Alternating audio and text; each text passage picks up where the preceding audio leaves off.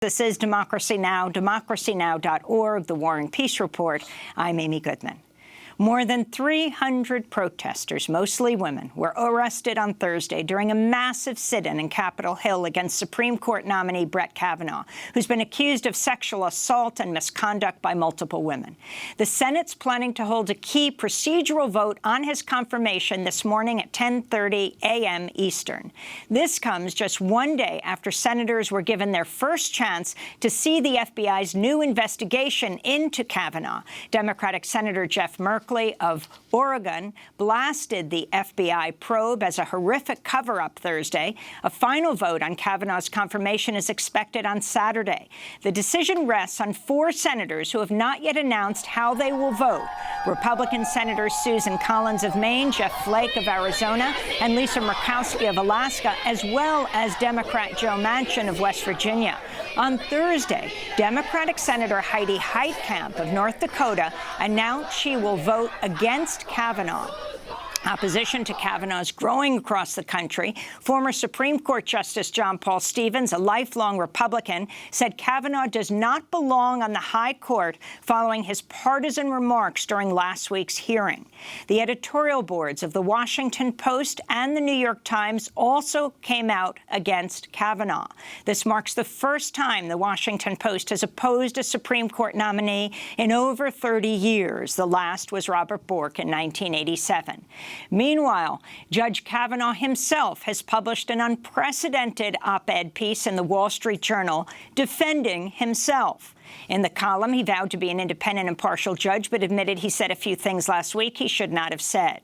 We're joined now by Eve Ensler, award-winning playwright and author of the Vagina Monologues. She's also the founder of V-Day, a movement to end violence against women and girls. She just published a letter to white women who support Brett Kavanaugh in Time magazine. Before we go, just after we talk about this, we're going to talk about today's announcement of the Nobel Peace Prize. But, Eve, you have dedicated your life to fighting sexual violence. Thousands of women, mainly women, went to protest on Capitol Hill, not just yesterday. There have been hundreds and hundreds and hundreds and hundreds of arrests over the last few weeks since the beginning hearings at the beginning of September of Judge Kavanaugh. Your thoughts?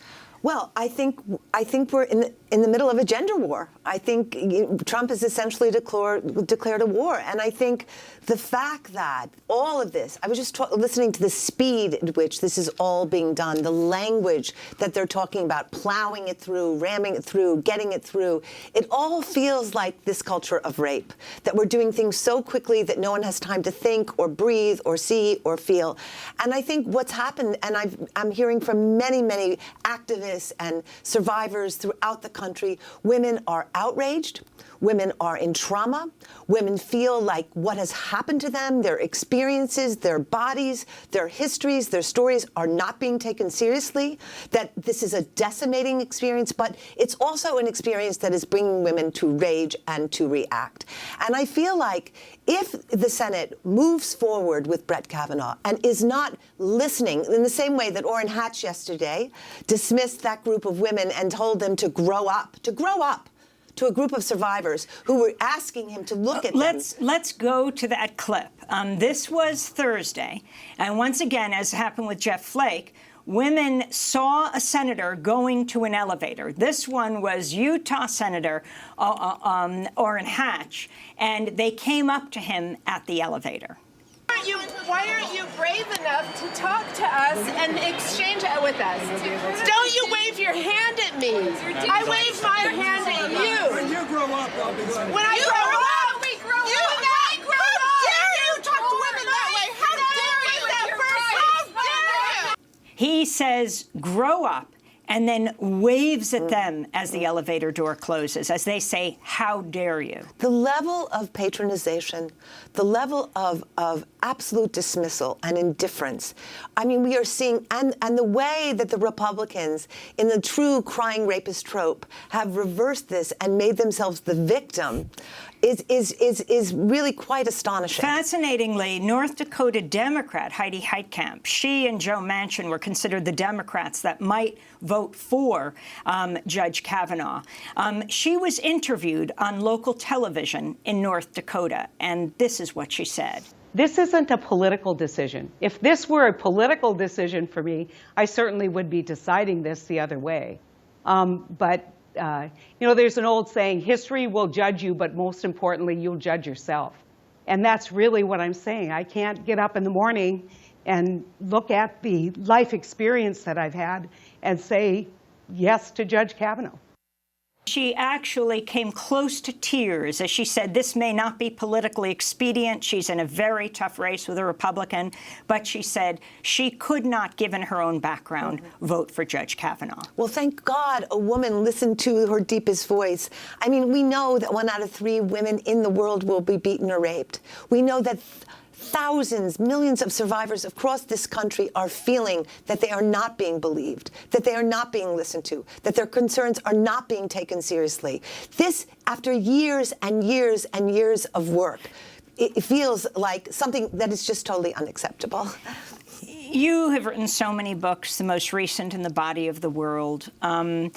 You wrote a letter in Time magazine. Can you share it with us today? I'd be happy to. And talk about why you particularly address white women here. Well, one of the main reasons I'm addressing white women is the statistics. The statistics say that most white men support Kavanaugh. 45% of white women support him.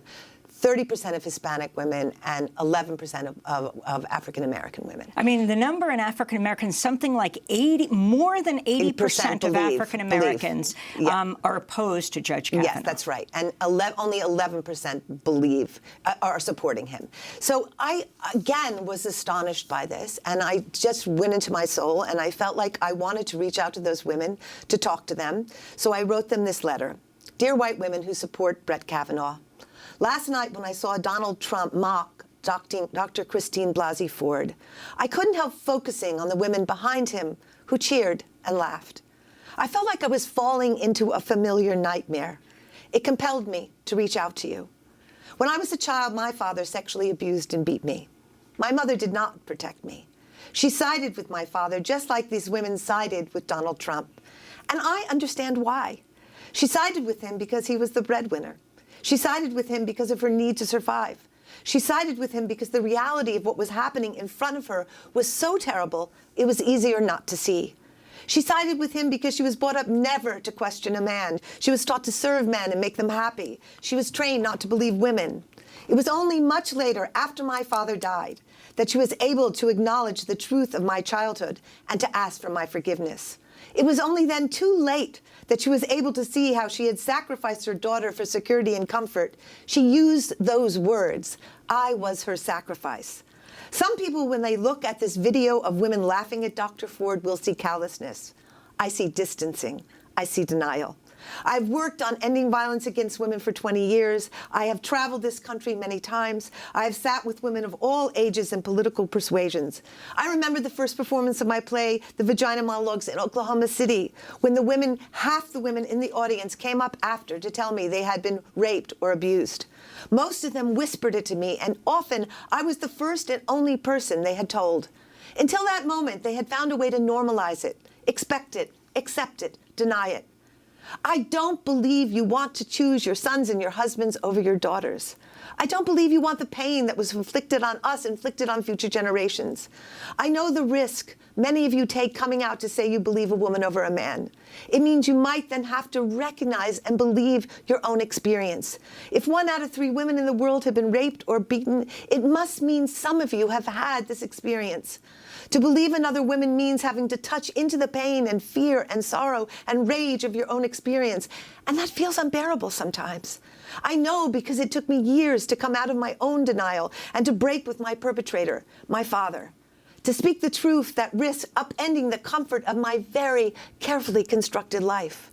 But I can tell you that living a lie is living half a life. It was only after telling my story that I knew happiness and freedom. I know the risk others of you face who have witnessed those you love suffer the traumatic after effects of violence, and those who worry for both your sons and daughters that they may someday face this violence. I write to you because we need you, the way I once needed my mother. We need you to stand with women who are breaking the silence in spite of their terror and shame. I believe inside the bodies of some of those women who laughed at the rally were other impulses and feelings they weren't expressing. Here's why I believe you should take this stand with me. Violence against women destroys our souls. It annihilates our sense of self. It numbs us. It separates us from our bodies. It is the tool used to keep us second-class citizens. And if we don't address it, it can lead to depression, alcoholism, drug addiction, overeating, and suicide. It makes us believe we are not worthy of a life of happiness. It took my mother 40 years to see what her denial had done and to apologize to me. I don't think you want to apologize to your daughters 40 years from now. Stop the ascension of a man who is angry, aggressive, vengeful, and could very well be a sexual assaulter. Time is short. Call your senators. Stop laughing and start fighting.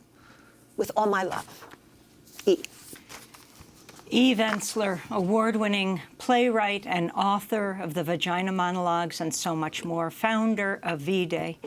Eve, before we go to break and then talk to you about this remarkable day of the Nobel Peace Prize and what it means for everyone, I wanted to ask you about the significance. Just as you said, you started to perform the Vagina Monologues, and so many women came out saying they'd been abused or raped.